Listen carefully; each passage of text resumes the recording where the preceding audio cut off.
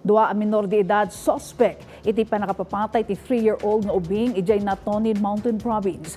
Kanayunan na detalye ti naso a krimen isang May ni Bridget Marcasi Pangosfian.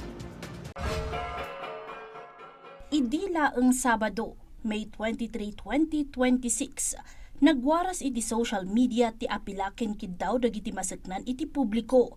Tapnoy pakaamuda kadakwada ti ayan ti 3-year-old nga ubingda ang mapukpukaw iti Batnong Banawal Natonin Mountain Province. Ngam iti kaagsapaan ti Domingo, May 24, 2025, na i-post iti social media ti pannakasapol ti ubing ngam awananen daytoy iti biyag. May basar iti report ti pulisya.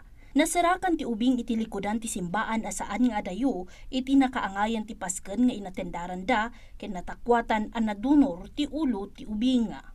Around 7:30 AM of that Sunday rin sa May 24, nanapan ng lolo yung bata sa likod ng St. Michael's Forest Church, around 200 meters away. As of the attending physician, mayroon siyang head injury, traumatic injury. Kung nakuha niyan, pinalo o kaya inuntog yun ang kinamatay.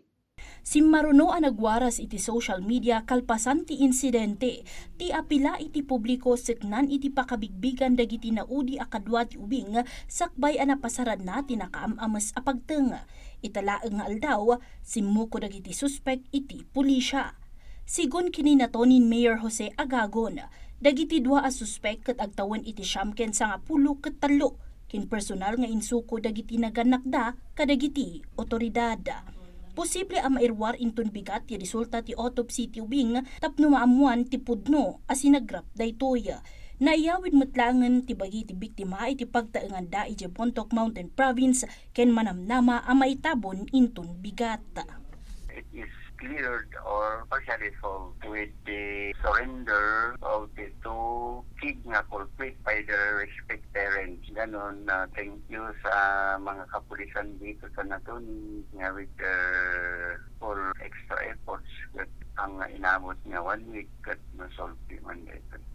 Kagidan iti dayta, naiputeng nga isolated case ti insidente ken maipaspasigurado ti kinaulim ken seguridad ti tunggal maysa iti munisipyo. Impanamnama matlaang ti Mountain Province Provincial Police Office ti saan da a panagsardeng aging ga maiserbi ti hustisya para iti ubing a biktima.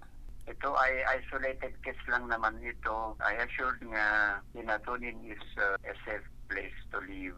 Tada kayo nga kailiyang, we hope na nga maulit-ulit ito and I hope na tayo matlang nga taga Natonin agin tinulong tayo mula barangay officials when dagati resident matlang iti barangay. The Mountain Province Police Provincial Office, particularly Natonin MPs, is doing yung best naman nila to solve the case. Bridget Marcasi Pangosfian para iti Pambansang TV. Iti Baro, a Pilipinas.